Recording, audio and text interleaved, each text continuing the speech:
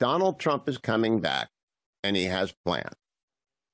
And a quote, I'm going to paraphrase a quote. His plans are plans to prosper us, not to harm us.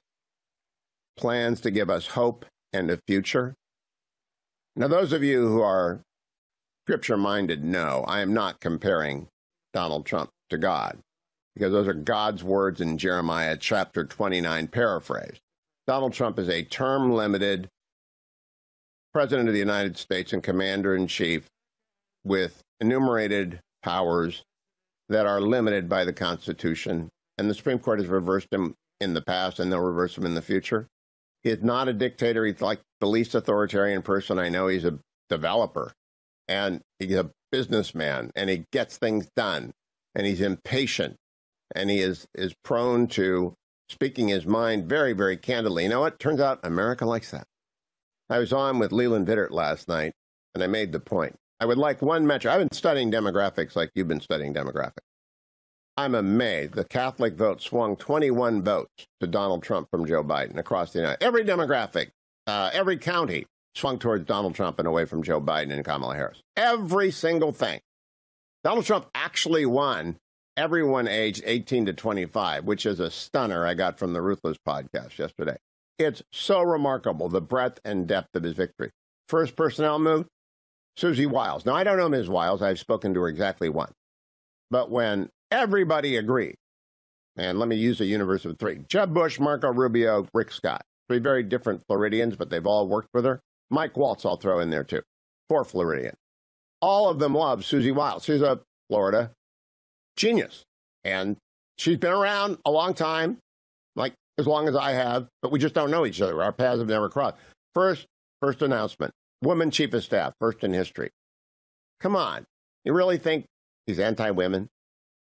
He's not a dictator. I've spoken to him. I've interviewed him on the air 30 times. I've been with him in private. I know him as a journalist. He's not my friend.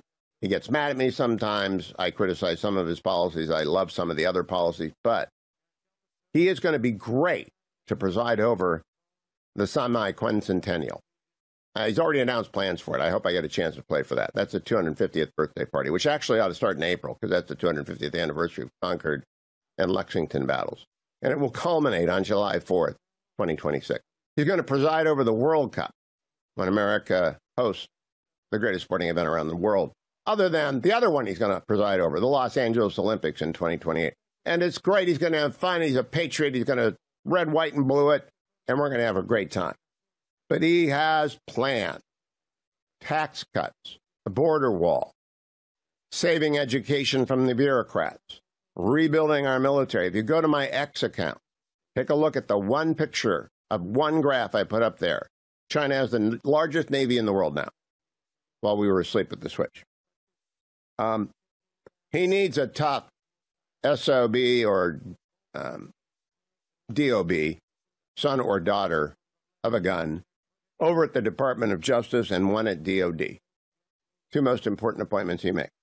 Department of Justice to cover his back, make sure that crimes are prosecuted, that we don't have an administrative state ambushing him like James Comey, John Brennan, and James Clapper did in Trump Tower, set off the Russia hoax 8 years ago this January.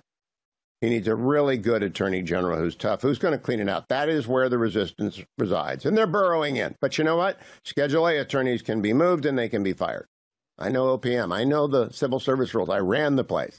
Schedule A attorneys can be moved and they can be fired, and they ought to be shuffled completely and disintermediated from their networks.